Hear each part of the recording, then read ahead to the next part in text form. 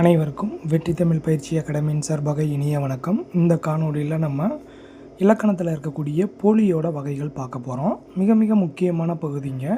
So முதல் போலி, இடைப்போலி, கடைப்போலி, இது மட்டும் இல்லாமல் முற்றுப்போலியும் இருக்குது. ஸோ இதிலேருந்து ஒரு வினா என்ன பண்ணுறாங்க அப்படின்னா நமக்கு எக்ஸாம் பாயிண்ட் ஆஃப் வியூவில் கேட்குறாங்க. ஸோ இந்த வீடியோவை கடைசி வரைக்கும் ஸ்கிப் பண்ணாமல் பாருங்கள், அப்போ தான் உங்களுக்கு முழுமையாக புரியும். முதல் முறையாக நம்மளுடைய சேனலுக்கு வர்றவங்க மறக்காமல் நம்ம சேனலை சப்ஸ்கிரைப் பண்ணுங்கள், உங்களுடைய நண்பர்களுக்கும் ஷேர் பண்ணுங்கள், நம்ம வீடியோவுக்கு ஒரு லைக் பண்ணுங்கள். கண்டிப்பாக உங்களுடைய கருத்துக்களை எங்களுக்கு கமெண்ட் மூலமாக தெரிவிங்க. போலி இதில் ஃபஸ்ட்டு எப்படி ஸ்டார்ட் பண்ணுறாங்கன்னு பாருங்கள். அறம் செய்ய விரும்பு, இதே கேள்விதாங்க. அறம் செய்ய விரும்பு என்ற பாடல் வரிகளை இயற்றியவர் யாருன்னு கேட்பாங்க. ஸோ அறம் செய்ய விரும்புனா உங்களுக்கு நல்லா தெரியும், ஔவையாருடைய ஆத்திச்சூடி தான். அடுத்தது பாருங்கள், அரண் வலியுறுத்தல் அப்படின்னு சொல்லியிருக்காங்க. சரியாங்க. ஸோ அப்போ அரண் வலியுறுத்தல் அப்படின்றது என்னதுங்க?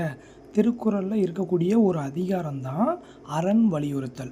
அப்போ மேலே பாருங்கள் அறம்னு இருந்துச்சு, அடுத்ததில் பாருங்கள் அரண்னு இருக்குது.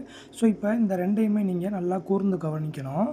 ஸோ இதில் அறம்னு சொன்னேன், இதில் அறம் அரண் அப்படின்னு இருக்குது. ஸோ அறம் அரண் இந்த ரெண்டுமே ஒரே மீனிங்கை தான் குறிக்குது. ஆனால் அறம் அப்படின்ற சொல்லில் கடைசியாக இம் இடம்பெற்றிருக்கு, அரண் அப்படின்ற சொல்லில் கடைசியாக இன் இடம்பெற்றிருக்கு. அப்போ ஒரே ஒரு எழுத்து மட்டும்தான் இந்த ரெண்டு சொல்லுலையும் மாறி இருக்கு. அப்படி அந்த சொல்லில் ஒரு எழுத்து மாறினாலும் அதோட பொருள் என்ன பண்ணலைங்க, மாறலை. இதைத்தான் நம்ம என்னன்னு சொல்லி சொல்கிறோம், போலி அப்படின்னு சொல்கிறோம். ஸோ அப்போ ஒரு எழுத்துக்கு பதிலாக வேறொரு எழுத்து இடம்பெற்று இருந்தாலும் அதோட பொருள் மாறாமல் வருது பார்த்தீங்களா, அதைத்தான் நம்ம போலி அப்படின்னு சொல்கிறோம். ஸோ போலி என்பதன் பொருள் என்ன அப்படின்னு சொல்லுவாங்க. அதாவது போலி அப்படின்றது என்ன அப்படின்னா போல இருத்தல், அதாவது அது போல தான் இருக்கும் அப்படின்றது தான் போலி அப்படின்றதுக்கான மீனிங்கு. சரியாங்க. ஸோ அப்போ போலி அப்படின்ற சொல்லு எதிலிருந்து தோன்றியது அப்படின்னு கேட்டாங்க அப்படின்னா போல இருத்தல் அப்படின்றதுலேருந்து தான் தோன்றியதுங்க. அடுத்தது போலி எத்தனை வகைப்படும்? ரொம்ப முக்கியமான கேள்வி. போலி எத்தனை வகைப்படும் அப்படின்னா 3 வகைப்படும். அது என்னென்னது? முதற்போலி, இடைப்போலி, கடைப்போலி. சரிங்களா சார்? முற்றுப்போலின்னு ஒன்று இருக்கே, அப்போ 4 வகைப்படுமே சார், ஏன் சார் 3 வகைப்படும் சொல்கிறீங்கன்னு நீங்கள் கொஸ்டினை தவறுதலாக புரிஞ்சுக்கக்கூடாது. போலி அப்படின்னா 3 தான் இருக்குது. முற்றுப்போலி அப்படின்றது இதிலிருந்து வேறுபட்டது தான் முற்றுப்போலி. சரியாங்க. ஸோ அப்போ இப்போ நம்ம முதல் போலி, இடைப்போலி, கடைப்போலி. சரிங்களா. ஸோ இதைத்தான் நம்ம இப்போ பார்க்க போகிறோம். ஃபஸ்ட்டு பாருங்கள் என்ன சொல்லியிருக்காங்கன்னு பாருங்கள். முதல் போலி. அப்போ முதல் போலினா ரொம்ப சிம்பிள் தாங்க. அதாவது ஒரு சொல் இருக்கும், அந்த சொல்லில் இருக்கக்கூடிய முதல் எழுத்து. இப்போ நான் உங்களுக்கு சொன்னதில் அறம் அரண் நான் சொன்னேன், அதுலலாம் பார்த்தீங்க அப்படின்னா கடைசி எழுத்து மாறி இருந்துச்சாங்க. அதே மாதிரி முதல் போலினா முதல் எழுத்து மாறி இருக்கும். சரிங்களா. ஸோ அப்போ சொல்லோட முதல்ல இருக்க வேண்டிய எழுத்துக்கு பதிலாக வேறொரு எழுத்து இருக்கும். ஆனால் வேறொரு எழுத்து இருந்தாலும் அவங்க சொன்ன அதே பொருளை கொடுக்கறது தான் முதல் போலி அப்படின்னு சொல்கிறோம். ஸோ அப்போ நீங்கள் என்ன தெரிஞ்சுக்கிறணும், முதல் போலினா முதல் எழுத்து மாறி வரும், பொருள் மாறாது. அப்போ இடைப்போலி, கடைப்போலின்னா என்னங்க அர்த்தம்? அப்போ சிம்பிளாக நீங்களே சொல்லிடுவீங்களே. இடைப்போலினா என்னதுங்க சார்? ஒரு சொல் இருக்கும் சார், அதுக்கு இடையில் இருக்கக்கூடிய ஒரு எழுத்து மட்டும் மாறி இருக்கும் சார், மாறினாலும் அதோட பொருள் மாறலைன்னா அது இடைப்போலி. அப்போ கடைப்போலினா என்னது? கடைனா இறுதின்னு அர்த்தம். அப்போ இறுதி எழுத்து மாறி இருக்கும், மாறி இருந்தாலும் அதோட பொருள் மாறாமல் வரும், அதை தான் நம்ம கடைப்போலி அப்படின்னு சொல்கிறோம். ஸோ இப்போ உங்களுக்கு என்னதுங்க, இதோட டெஃபினிஷன் கேட்க மாட்டாங்க. சரிங்களா. என்ன தான் நமக்கு கேட்பாங்க, நமக்கு எடுத்துக்காட்டுக்கு தான் கேட்பாங்க. ஒரு எடுத்துக்காட்டு வடிவத்தில் இந்த வினா கேட்பாங்க, இல்லைன்னா பொறுத்துக வடிவத்தில் தான் இந்த வினா கேட்பாங்க. பாருங்கள், இப்போ பசல் அப்படின்றது பைசல் அப்படின்னு சொல்கிறோம். சரியாங்க. பசல்னாலும் பைசல்னாலும் ஒன்று தான். அதே அப்போ பா இங்கே பைன்னு மாறி இருக்குது. அடுத்ததில் மஞ்சு, அடிக்கடி கேட்கக்கூடியதுங்க. மஞ்சுனாலும் மைஞ்சுனாலும் ஒன்று தான். அடுத்தது மையல் அப்படின்னாலும், அதாவது மயல் அப்படின்னாலும் மையல் அப்படின்னாலும் ஒன்று தான். ஸோ முதல் எழுத்து தான் மாறி இருக்குது, மாறினாலும் பொருள் மாறலை. அடுத்ததில் இடைப்போலியில் அதே கான்செப்ட் தான். சரி, அங்கே எடுத்துக்காட்டை மட்டும் பாருங்கள். அமைச்சு அப்படின்னு இருக்குது, அமைச்சு. சரியாருங்க. அமைச்சு பணியாளர்கள் சரிங்களா, அப்படி தான் சொல்லுவாங்க. அப்போ அமைச்சுனாலும் அமைச்சுனாலும் ஒரே மீனிங் தான். இளஞ்சி அப்படின்னாலும் இளைஞ்சி அப்படின்னாலும், இளஞ்சி அப்படின்றது ஒரு நீர்நிலைங்க. அனைத்து வகைக்கும் பயன்படக்கூடிய நீர்நிலையை தான் நம்ம இளஞ்சி அப்படின்னு சொல்லி சொல்லுவோம். ஸோ இளஞ்சினாலும் இளைஞ்சினாலும் ஒன்று தான். அடுத்து அரையர் அரையர் சரிங்களா, ஒரு எழுத்து மட்டும்தான், இடையில் இருக்கக்கூடிய ஒரு எழுத்து மட்டும் மாறி இருக்கும். அடுத்தது கடைப்பொலி. ஸோ உங்களுக்கே மீனிங் புரியும். அதாவது கடைப்பொலின்னா என்னதுங்க, ஸோ இறுதி எழுத்து. ஸோ இறுதி எழுத்து மட்டும் மாறி இருந்தாலும் அதோட பொருள் வந்து மாறாமல் இருக்கும். பாருங்கள், அகம் அகன் அப்படின்னு சொல்லி சொல்கிறோம். அங்கே என்னங்க சொன்னோம், அறம்னா அரண் அப்படின்னு சொல்லி சொன்னோமாங்க, ஞாபகம் வச்சுக்கோங்க.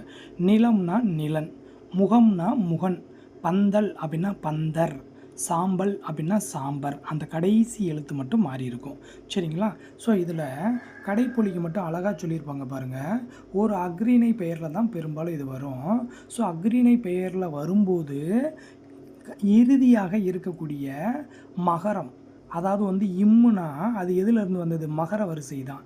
ஸோ அப்போ அந்த மகரம் நகரமாக மாறி இருக்கும். நீங்களே பாருங்கள், என்னங்க சொல்கிறேன், மகரம் என்னவாக மாறி இருக்கும், நகரமாக மாறி இருக்கும்.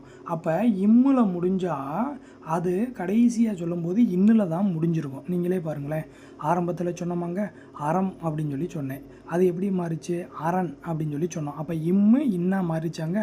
அப்போ அக்ரிணையை பொறுத்த வரைக்கும் மகரம் அப்படின்றதுக்கு பதிலாக நகரம் தான் கடைப்பொலியாக வரும் சரிங்களா. இதை கேள்வியில் கேட்பாங்க சரிங்களா. அடுத்தது லகரத்துக்கு பதிலாக சரிங்களா, நல்லா பார்த்துக்கிறணும், லகரத்திற்கு பதிலாக ரகரம் இடம்பெறும் சரியாங்க. ஸோ பாருங்கள், நீங்களேவும் பந்தல் அப்படின்னு கொடுத்துருந்தாங்க.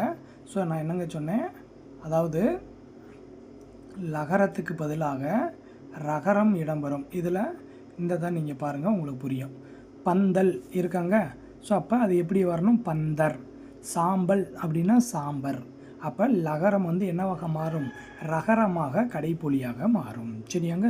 ஸோ இவ்வளோ தான் முதல் போலி, இடைப்போலி, கடைப்போலி. ஸோ இதை தவிர்த்து இருக்கக்கூடிய கடைசி என்ன அப்படின்னா முற்றுப்போலி சரிங்களா, ரொம்ப ரொம்ப முக்கியமானது சரியாங்க. அதாவது முதல் போலினா முதல் எழுத்து மாறி இருக்கும், இடைப்போலினா இடையில் இருக்கக்கூடிய ஒரு எழுத்து மாறி இருக்கும், கடைப்பொலினா கடைசியில் இருக்கக்கூடிய எழுத்து மாறி இருக்கும். ஸோ ஏதோ ஒரே ஒரு எழுத்து மட்டும்தான் ஒரு சொல்லில் மாறி இருந்துச்சு.